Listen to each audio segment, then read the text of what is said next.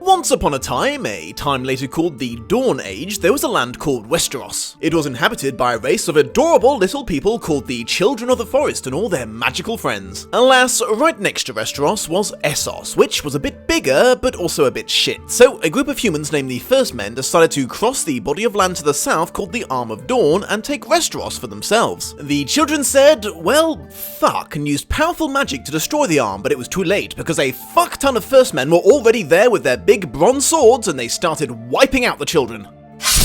After quite a few years of nasty warfare, the children suggested that instead of fighting each other, they don't do that anymore, and recommended the First Men try worshipping their old gods of the forest because it was jolly good fun doing so. The First Men said, okay, we'll give it a try. And what do you know, this worked out much better for everyone. This ended the Dawn Age and started the Age of Heroes, which seemed to be going so well at first, but unfortunately went a bit downhill for everyone in the long run. There was roughly 4,000 years of peace in Westeros, during which time quite a few noble houses were founded, several of which got so powerful they ended up crowning themselves kings of their own little kingdoms. However, it was just after that one of the First Men remarked, has anyone else noticed that this winter's been going on for an awfully long time? And it was, and it continued to go on for quite a few decades. That, however, turned out to be the least of their troubles because, along with quite a lot of snow and ice, came the invasion of the horrific zombie monsters from the north. This, understandably, resulted in quite a lot of people being killed.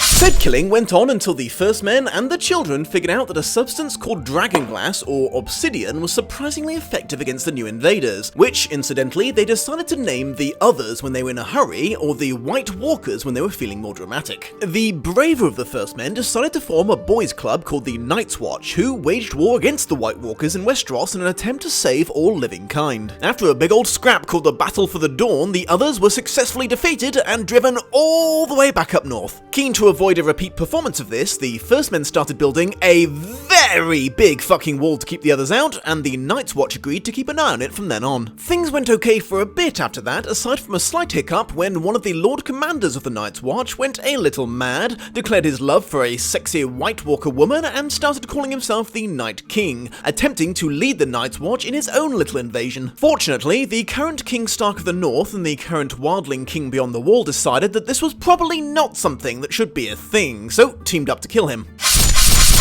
Then came the start of the aptly named Andel invasion. You see, Essos was still nearby, still a bit bigger, and still a bit shit, so another group of humans calling themselves the Andels decided to sail across the narrow sea and take Westeros for themselves. And the First Men and the children said, well, fuck, and tried to fight them off, but the Andels had steel weapons, which is a notable step up from bronze.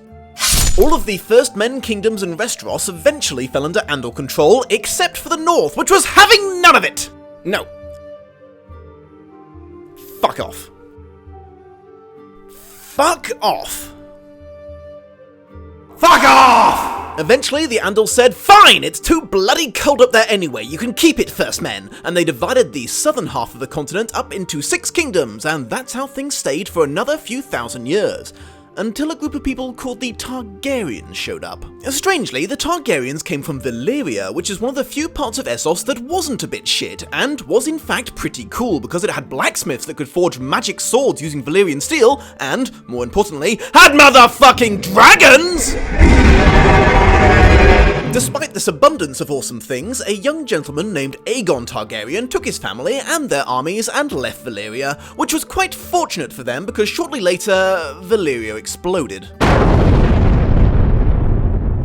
No one's quite sure why, but dragons and volcanoes were probably involved. Aegon sailed to an island just off Westeros and built a dragon-themed castle there, naming it Dragonstone. He had quite the suggestion for the kings of Westeros. Hello chaps, now hear me out, instead of us all being kings, how about just I be king and you all be lords instead? And the kings of Westeros replied, no, that sounds like a terrible idea. To which Aegon responded, well, I think it's a great idea, and you know who agrees with me? My motherfucking dragons!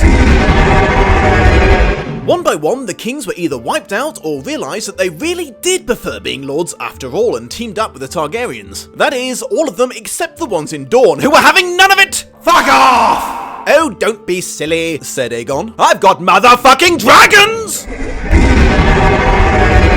But the Dornish gave no fucks and they shot one of his dragons with a giant bolt from a giant crossbow. Aegon decided, fine, it's too bloody hot down there anyway, you can keep it, Dornish. And he proclaimed himself the ruler of the 7 kingdoms anyway, even though it was only 6 really, and had his remaining dragons melt down all the swords of his enemies to make a big iron throne for him to sit on. Thus began the Targaryen dynasty and the more recent history of Westeros.